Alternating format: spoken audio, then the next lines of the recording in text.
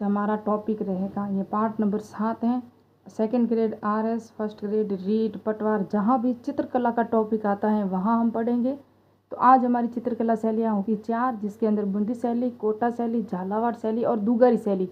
ये 4 शैलियाँ हाड़ौती चित्रकला या हाड़ौती स्कूल की उप शैलियाँ हैं। पूरा डिटेल से पढ़ेंगे। अभी हम देखेंगे इनका प्रारंभ है ना, वो राव सुरजन सिंह के समय हुआ था। और राव रतन सिंह के समय है ना, सर बुलंद राय और राम राजा की उपाधि उसको जहांगीर ने दी थी। क्यों दी थी? जहांगीर है ना, वो चित्रकला का बहुत प्रेमी था, जो मुगल दरबार में था ना। मुगल काल के जो शासक थे जहांगीर के समकालीन थे रतन सिंह, इसलिए इनको ये उपाधि दी थी। और हाड़ौती का जहांगीर भी कहा जाता है रतन सिंह ने। जिस तरह स्थापत्य कला का मुगल काल में जनक थे शाहजहाँ, उसी तरह चित्रकला के काल में जहांगीर थे, है ना। तो इनका विकास हुआ था चित्रकला के काल में। जहांगीर के शासनकाल में मध्यकालीन मुगल शासन में चित्रकला का विकास हुआ था। उसी तरह रतन सिंह के समय में इसीलिए उनको सर बुलंद राय की उपाधि दी थी। रतन सिंह को जहांगीर ने दी थी। राम राजा ये न्यायप्रिय थे, क्योंकि इनका पुत्र था ना, गोपराज था या गोपीर इसका कोई नाम था, उसको ब्राह्मणों ने मार दिया था और उनको सजा नहीं दी थी, क्योंकि उसे पता था कि उसका पुत्र था वो गोपीराज था, वो दुराचारी था, इसलिए इसने सजा नहीं दी थी, इसलिए इसको राम राजा की उपाधि दी गई थी। अभी जो रतन सिंह है और इसी का पुत्र होगा कौन, माधो सिंह हाड़ा। माधो सिंह हाड़ा होगा। और वो जो माधो सिंह हाड़ा रतन सिंह है ना, ये जो जहांगीर का पुत्र होगा ना खुसरो, वो जो विद्रोह कर लेगा तो इन्हीं के शरण में यहाँ में भेजेगा। कहाँ भेजेगा? बूंदी में। और ये इनकी सेवा करेगा। कौन करेगा? जहाँ हम कोटा चित्रकला पढ़ेंगे ना, वहाँ हम माधो सिंह आएगा। माधो सिंह को अलग से राज्य दिया गया, साम्राज्य, कोटा राज्य की जागीर वगैरह देके वहाँ का राजा नियुक्त किया गया था।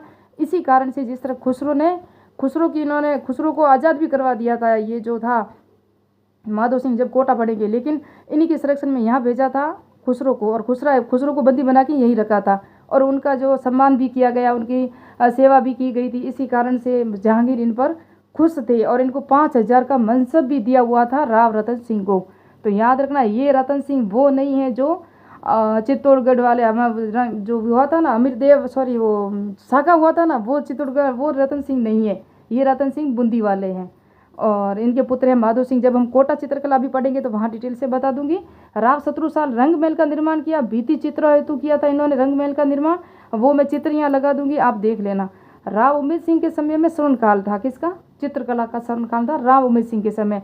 और इन्होंने रंगशाला, याद रखना, ये रंग महल है जो शत्रुसाल ने किया था, और रंगशाला या चित्रशाला का निर्माण राव उमेद सिंह ने किया था।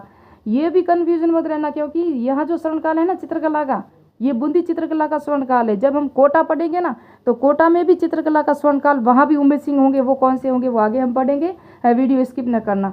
और भित्ति चित्रों का स्वर्ग भी कहा जाता है चित्रशाला या रंगशाला को। उसके बाद 1750 में सूअर का शिकार करते हुए का चित्रण किया गया था। वो चित्र मैं यहाँ लगा दूंगी, देखना आप कैसे सूअर का वो शिकार कर रहे हैं राव उमेद सिंह, है ना। फिर है भाव सिंह, है ना, भाव सिंह आपको दिख रहा है, ये भाव सिंह है ना। इन्हीं के समय में मतीराम की रचना कौन थी? रसराज। और इस पुस्तक का पूरा का चित्रण किया गया था। तो बूंदी शैली में भाव सिंह के समय किया गया था। जोधपुर के कौन थे? दाना भाटी थे चित्रकार, उसने भी मतीराम की रचना रसराज का चित्रण किया था, दाना भाटी ने, जो जोधपुर का चित्रकार था। ये भी याद रखना, आप कन्फ्यूजन मत होना। अभी इसके रंग कौन से हैं, इस पर प्रभाव किसका था, अभी मैं इन सबके कुछ चित्र कुछ क्लिप भी लगा दूंगी, वीडियो स्किप न करना। अब हम देखेंगे बूंदी शैली, जिसका दक्षिणी मराठा शैली और मुगल शैली और मेवाड़ शैली का प्रभाव था। क्यों था? क्योंकि भाव सिंह और अनिरुद्ध सिंह थे ना, वो दक्षिणी अभियानों में भाग लिया करते थे, जो बूंदी शैली के शासक थे। और उन्हें अभियानों में भाग लेते थे तो वहाँ की चित्र शैली देखते थे, और यहाँ इनका प्रभाव इसलिए पड़ा था। हरा, नारंगी और हिंगलू दो इनके रंग थे। विशेषताएं: वर्षा में नाचते हुए मोर का चित्रण, ये अभी मैं देख दूंगी, बता दूंगी आपको कि वर्षा में नाचते हुए मोर का चित्रण तो यहाँ हुआ है। जबकि सर्वाधिक मोरों का चित्र कहाँ हुआ है? वो जयपुर शैली में हुआ है, जहाँ सर्वाधिक मोरों पे चित्रण हुआ है। जबकि वर्षा में नाचते हुए मोर का चित्रण कहाँ हुआ है? बूंदी शैली में हुआ है। सर्वाधिक पशु पक्षी और प्रकृतियों का चित्रण, केले, खजूर, सरोवर के किनारे बतख का चित्रण सर्वाधिक, यानी कि प्रकृति का चित्रण आपको बूंदी शैली में मिलेगा। दशहरा, होली का चित्रण, ये सब कहाँ मिलेगा आपको? बूंदी शैली में। अब इसके चित्रकार कौन है?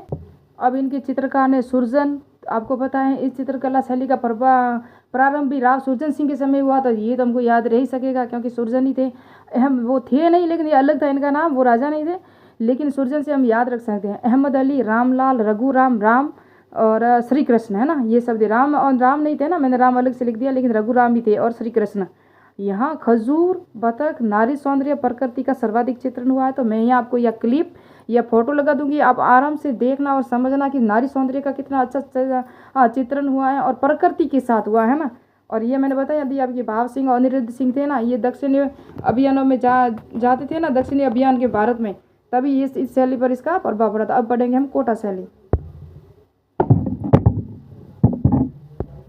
कोटा चित्रकला। कोटा की स्थापना 1631 में माधो सिंह हाड़ा ने की थी। तो इसको अलग से राजा किसने बनाया था, क्योंकि कोटा और बूंदी सब साथ में थे। तो रतन सिंह के पुत्र थे माधो सिंह, मैंने अभी बताया आपको, बुलंदशहर और राम राजा की उनको उपाधि दी गई थी। तो ये जब माधो सिंह और रतन सिंह दो बाप बेटे थे ना, जहांगीर का जो पुत्र था खुसरो, जिसने विद्रोह किया था, उसको बंदी बना के यहाँ रखा था। तब इन्होंने खुसरो की सेवा की थी और खुसरो को आज़ाद करवाया था माधो सिंह हाड़ा ने। जब खुसरो शासक बना ना, तो उसने माधो सिंह को अलग से कोटा की जागीर दी और कोटा का राजा नियुक्त किया था किसने, माधो सिंह ने, और फरमान जारी किया था इसने हाड़ा नाम से। और उसके बाद ये क्या हुआ कि जब लड़ाई हो रही थी, शहजादा मुराद खां है ना, मुराद बख्श, बलख और बदखा, याद रखना ये माधो सिंह है ना, बाहर युद्ध अभियान में इनके साथ जाते थे मुगलों के साथ। तो बलख और बदखा के अभियान में शहजादा मुराद खां के साथ ये गए थे और वहाँ उस अभियान में इन्होंने बहुत वीरता से युद्ध लड़ा और जीत भी हासिल की। तो उसकी वीरता से कौन हो गए थे, जहांगीर है ना, बहुत खुश हो गया था और उसने इसको क्या दिया था, बाद रफ्तार नामक घोड़ा भेंट किया था और चांदी और सोने के कुछ आभूषण भी दिए थे। किसको, माधो सिंह को दिए थे, याद रखना। फिर है राव जगत सिंह, ये इन पर मुगल प्रभाव था। फिर राम सिंह प्रारंभ में स्वतंत्र रूप, यानी कि स्टार्टअप अगर हम देखें ना, यहाँ से पूरी स्टार्ट नहीं होती चित्रकला शैली का व्यवस्थित रूप तो अभी स्वर्ण काल तो बाद में होगा, लेकिन व्यवस्थित रूप राम सिंह के समय से प्रारंभ हुआ था। इन्होंने हाथी की सवारी के चित्र बनाए, दशहरा, होली, ये सब मैं आपको यहाँ लगा दूंगी, हाथी की सवारी के चित्र भी लगा दूंगी। फिर भाव सिंह है ना, फिर भाव सिंह थे ना, उस पर वल्लभ संप्रदाय का प्रभाव था और राधा कृष्ण के चित्रण भी इसी के समय हुए थे, भाव सिंह के समय। अब इनके चित्रकार फिर देखेंगे इस पर प्रभाव, फिर देखेंगे इसका रंग और फिर देखेंगे इसकी विशेषताएं, है ना, कोटा चित्रकला शैली की। तो डालू, नूर मोहम्मद, कन्हैया, लस्सीराम, रघुनाथ, ये तो थे चित्रकार कहाँ के, कोटा चित्रकला शैली के। लेकिन याद रखना एक चित्र इन्होंने बनाया, ये डालू है ना, डालू ने रागमाला का चित्र बनाया था गुमान सिंह के समय में। तो याद रखना सर्वप्रथम रागमाला का चित्रण कहाँ हुआ था, जब मैंने मेवाड़ चित्रकला शैली पढ़ाई थी, चावड़ शैली में अमर सिंह प्रथम के समय में रागमाला का चित्रण निसारदीन ने किया था। किसने किया था, निसारदीन ने किया था। उसके बाद जब हम गए थे जोधपुर में मारवाड़ चित्रकला शैली में, वहाँ हमने पढ़ा था गज सिंह के समय में वीर जी थे ना, वीर जी, उन्होंने रागमाला का चित्रण किया था। किसने किया था, वीर जी ने। कब किया था, मारवाड़ में किया था। किसके शासनकाल में, गज सिंह के शासनकाल में। यहाँ और डालू ने रागमाला का चित्रण गुमान सिंह के शासनकाल में किया था। याद रखना ये इंपॉर्टेंट है, कई बार एग्जाम में पूछा जाता है। यहाँ हम पढ़ेंगे कोटा चित्रकला का जो रंग है, विशेषता है, प्रभाव है और अलनीय चित्र कहाँ है, किस लिए प्रसिद्ध है, और शिकार पर कहाँ के चित्रण नहीं हुआ है, किस शैली में शिकार पर चित्रण नहीं हुआ है। तो ये अभी पॉइंट हम लास्ट में देखेंगे। तो कोटा चित्रकला हल्का हरा नीला रंग, बॉर्डर पर लाल रंग बनाया जाता था। विशेषताएं, शिकार के चित्र सर्वाधिक हैं।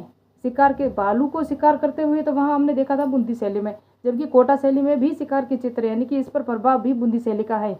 राजा जालम सिंह की है ना, राजा झाला जालिम सिंह की हवेली है ना, वो भित्ति चित्रों के लिए प्रसिद्ध है और स्त्रियों को शिकार करते हुए दिखाया गया। ये चित्र आप देख सकते हो, इसके अंदर स्त्रियां किस तरह से शिकार कर रही हैं, यानी कि रानियां भी शिकार करती थी राजाओं के साथ, वो भी देख लो आप। दरबार का चित्रण, कैसे दरबार होते थे, कैसे दरबार चलता था, कैसे प्रजा देखती थी और कौन से फैसले होते थे, ये भी देख सकते हो। घुड़दौड़ है ना, ये तो राजाओं का प्रसिद्ध एक खेल भी हुआ करता था। यहाँ घुड़दौड़ बहुत जरूरी है, क्योंकि घुड़दौड़ होती थी, फिर उन पर कुछ किसी को इनाम भी दिया जाता था, हर एक राजा महाराजा में होती थी। और प्राचीन खेल भी है घुड़दौड़, रथ दौड़, है ना। तो ये घुड़दौड़ का चित्र भी यहाँ है और मैं यहाँ आपको क्लिप लगाऊंगी, घुड़दौड़ की क्लिप देख देना आप, और दरबार का चित्रण भी क्लिप लगाऊंगी और कुछ चित्र लगाऊंगी, कुछ वीडियो क्लिप लगाऊंगी, आराम से आपको समझ लेना, थोड़ा सा मनोरंजन भी हो जाए, इसलिए मैंने कुछ ली है। यहाँ नायिका आरूढ़ का चित्र, आरूढ़ चित्र यानी कि महिला बैठी है और उसकी सौंदर्य का चित्रण। और वंशली चित्र क्या होता था, वंशली चित्रण वो होता था कागज रख के कागज के ऊपर चित्रण करना, कागज के ऊपर कागज, फिर उस पर चित्रण करना, जो नीचे कागज के ऊपर जो आकृतियां मढ़ती है ना, उस पर चित्र करना, उसे कहते थे वंशली चित्रण। वो भी कहाँ होता था, कोटा में। प्रभाव मुगल शैली और बुद्धि शैली का था, प्रकृति के चित्र भी हैं, यहाँ शिकार के चित्र भी है, तो इस पर प्रभाव है इसका। कोटा का अलनीय क्षेत्र है ना, वो प्राचीन भित्ति चित्रों के लिए प्रसिद्ध है। वो क्षेत्र कहाँ है, कोटा में, अलनीय क्षेत्र। और प्रकृति का चित्र मैंने इसलिए बताया क्योंकि ये बूंदी शैली में भी है। अब मैंने कहा शिकार पर कहाँ चित्रण नहीं हुआ था, तो उनियारा चित्रकला शैली है जो जयपुर शैली में या आमेर शैली में आती है, वहाँ शिकार पे चित्रण नहीं हुआ है। राजस्थान की एकमात्र भित्ति चित्र या चित्रकला शैली जहाँ शिकार के चित्र नहीं है। अब दो चित्रकला शैली रही है, एक झालावाड़ चित्रकला, एक दुगारी चित्रकला शैली। झालावाड़ चित्रकला पे प्रभाव कोटा चित्रकला, ये इंपॉर्टेंट नहीं है, परीक्षा में इतना प्रश्न नहीं आते, लेकिन माना कि नहीं आए तो हमारे दिमाग में तो रह जाए कि क्या क्या था, झालावाड़ की स्थापना क्यों की थी, कब की थी, किसने की थी। तो महलों की भित्ति चित्र और लघु चित्र थोड़ी सी अलग विशेषता यहाँ रखते थे, इसीलिए जालम सिंह के उत्तराधिकारी थे ना राजा, उन्होंने झालावाड़ की स्थापना की और यहाँ पर मंदिर और महल बनवाए, कुछ अलग सुंदर से महल बनवाए। किसने? जालम सिंह के उत्तराधिकारों ने, इन्होंने झालावाड़ की स्थापना की थी। तो कमरा नंबर 1, 2, 3, वर्तमान में 5-6 कमरे ही हैं और वहाँ सरकारी कार्यालय है, लेकिन फिर भी भित्ति चित्र वहाँ है। क्या है? भित्ति चित्र है। तो पहला जो कमरा नंबर है वह राजा और सामंती व्यवस्था का जो परिवेश या उनका परिधान था ना, उसका चित्रण है रूम नंबर 1 में। रूम नंबर 2 में राज दरबार का चित्रण है और रूम नंबर 3 है ना, वहाँ श्रीनाथ को समर्पित है, वो पूरा का पूरा नाथ जी और श्री कृष्ण की लीलाओं को समर्पित चित्र है। और यहाँ है ना, चित्रकार कौन थे? तो कोटा के चित्रकारों ने यहाँ की चित्रकारी की थी। कौन थे? कोटा के चित्रकार थे, वो यहाँ झालावाड़ में आके इन्होंने की थी, कोई अलग से चित्रकार यहाँ नहीं थे। ये दुगारी चित्रकला शैली इतनी है, लेकिन नैनवा ये बूंदी में है, सीताराम मंदिर है वहाँ भित्ति चित्रशाला या भित्ति चित्र है, सीताराम मंदिर है, मैंने मंदिर लिखना यहाँ भूल गई हूँ, वहाँ है सीताराम का मंदिर। और यहाँ भगवान राम को केंद्रित चित्र बनाए गए, इसलिए मैंने इसको लिखा है, क्योंकि जहाँ हम पढ़ते हैं ना, अब तक मैंने पढ़ी है, अभी आमेर चित्रकला शैली मैंने नहीं पढ़ी है, लेकिन ये हाड़ौती वगैरह ये सब पढ़ रही हूँ ना, यहाँ हमने श्री कृष्ण के, श्री नाथ जी के सब चित्र देखे, लेकिन राम के चित्र कहीं नहीं देखे। इसलिए दुगारी चित्रकला शैली है ना, ये राम केंद्रित चित्रकला शैली है। और यहाँ वनस्पति रंगों की प्रधानता, यानी कि प्रकृति के रंग थे, कोई दूसरे रंग मिलावटी रंग नहीं थे। जैसे फूलों का रंग लाल हो गया तो प्रकृति का रंग, हरी पत्तियाँ लाके जिसको पीस करके रंग बनाया गया वो हरा रंग, इस तरह से। तो ये वनस्पति की रंग शैली थी। यहाँ प्रमुख चित्र थे मत्स्य अवतार और कश्यप अवतार। इन चित्रकारों को चित्र को याद रखना। दूसरा एक पॉइंट यहाँ का है, इसमें चित्रकार स्वयं ही चित्र का शीर्षक लिख देते थे, यानी कि यहाँ जो चित्रकार जितनी भी चित्रशाला है या यहाँ भी चित्रशाला है, तो यहाँ 2 चित्र मैंने इंपॉर्टेंट ये बताएं। बाकी जैसे कि श्री राम भक्ति कर रहे हैं तो यहाँ लिखेंगे श्री राम भक्ति करते हुए, यानी कि शीर्षक खुद लिख रहे थे। जहाँ सीता माता है, सीता माता भजन गायन कर रही है तो कहते सीता माता भजन गायन करते हुए, यानी कि खुद शीर्षक लिख देते थे। जो चित्र बनाते थे ना, जिस तरह हमने बीकानेर शैली में लिखा था, वो अपना नाम और तिथि अंकन करते थे बीकानेर चित्रकला शैली के, और शेखावटी चित्रकला शैली के भी चित्रकार थे, वो नाम और तिथि अंकित करते थे। उसी तरह दुगारी चित्रकला शैली में वे खुद अपना स्वयं का चित्र का शीर्षक लिख देते थे। तो मिलते हैं नेक्स्ट पार्ट में, नेक्स्ट वीडियो में। मेरा जो वीडियो अच्छा लगा हो तो लाइक कीजिए, कमेंट कीजिए, शेयर कीजिए, सब्सक्राइब कीजिए, और मैं टीचिंग टेलीग्राम चैनल को भी ज्वाइन कीजिए और मुझे भी सब्सक्राइब कीजिए, सपोर्ट कीजिए। और नेक्स्ट पार्ट में हम पढ़ेंगे आमेर चित्रकला शैली, फिर हमारा चित्रकला का टॉपिक पूरा हो जाएगा। राजस्थान चित्रकला शैली का ये 7वां पार्ट था। अब एक 2 पार्ट और बनेंगे, क्योंकि थोड़ी आमेर चित्रकला शैली बड़ी है, वहाँ उनियारा शैली है, शेखावटी शैली है, आमेर चित्रकला शैली है ना, अलवर शैली है, सब उसी के अंदर आएगा। तो उपशैली है, उसकी भी पढ़ेंगे। मिलते हैं नेक्स्ट पार्ट में। मेहर टीचिंग चैनल को प्लीज़ सब्सक्राइब कीजिए और लाइक कीजिए मेरे वीडियो अच्छे लगे तो, और मुझे भी कमेंट करके बताएं कि आपको कौन सी वीडियो या कौन सा टॉपिक चाहिए। सीईटी का एग्ज़ाम आने वाला है, सीईटी के एग्ज़ाम के अकॉर्डिंग मेरे चैनल पे शॉर्ट वीडियो जो बने हैं करंट अफेयर्स की, राजस्थान की योजनाएं, शॉर्ट करंट अफेयर जो भी हैं वो सब अलग अलग प्लेलिस्ट बनी हुई हैं, आप जाके देख सकते हो। प्राचीन इतिहास की भी बनी हुई है। प्रशासनिक व्यवस्था, जहाँ आलनिया कोटा बने ना, तो वहाँ प्राचीन सभ्यताओं का भी अलग प्लेलिस्ट बनी हुई है, और प्रशासनिक व्यवस्था भी बनी हुई है, मध्यकालीन राजस्थान की प्रशासनिक व्यवस्था, उसकी भी प्लेलिस्ट, राजस्थानी भाषा साहित्य की अलग से प्लेलिस्ट, आप सब पूरा जाके वहाँ देखें और मेरे चैनल को सब्सक्राइब कीजिए।